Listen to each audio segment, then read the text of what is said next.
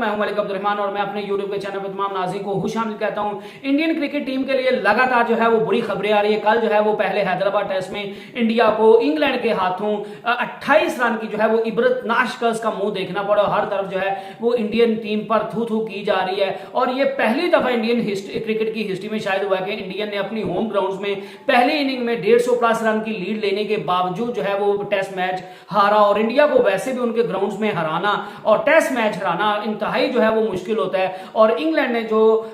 टीमें इंडिया में test match हराने का ख्वाब देखती थी वो इंग्लैंड ने जो है वो ख्वाब पूरा करके दिखाया, वो ख्वाब सच करके दिखा दिया। और बेन स्टोक्स का यही कहना था कि ये उनकी कप्तानी की सबसे बेहतरीन जो है वो जीत है। वैसे तो मैंने अपनी कप्तानी में बहुत सी जो है वो चीजें अचीव की है, बहुत सी कामयाबियां हासिल की हैं, लेकिन मेरी कप्तानी की सबसे बेहतरीन और अच्छी जीत जो है वो इंडिया के खिलाफ हैदराबाद टेस्ट में जो है वो जीत है। तो अब इंडिया के लिए जो है वो एक और बल्कि दो बुरी खबरें जो है वो आ गई हैं। और पहली बुरी खबर ये है, आईसीसी ने जसप्रीत बुमराह को ऑलीपॉप का रास्ता रोकने और ऑलीपॉप को रन मुकम्मल करने में जो है वो दुश्वारी पेश करने के लिए और ऑलीपॉप के साथ जो है वो टकराने की वजह से जो है वो जसप्रीत बुमराह को बड़ी सजा सुना दिया है। एक तो उनको जो है वो जसप्रीत बुमराह को एक डीमेरिट पॉइंट दे दिया गया और दूसरा जो बड़ी उनको सजा सुनाई गई है वो सजा सुनाई गई है कि उनको मैच फीस का जो है वो 50% जो है वो जुर्माने के तौर पर जो है वो आईसीसी को अदा करना पड़ेगा। क्योंकि आईसीसी के कवानीन के मुताबिक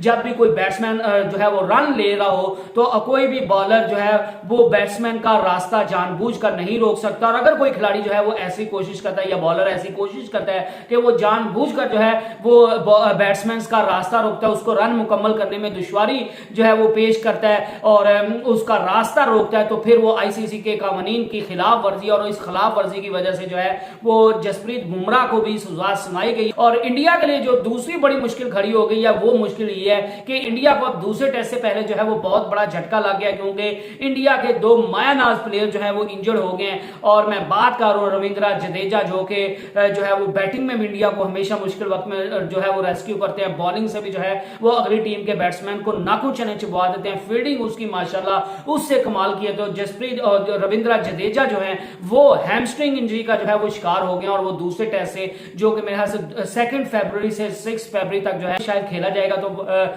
उस टेस्ट मैच में जडेजा जो है वो इंडियन टीम का हिस्सा नहीं होंगे। और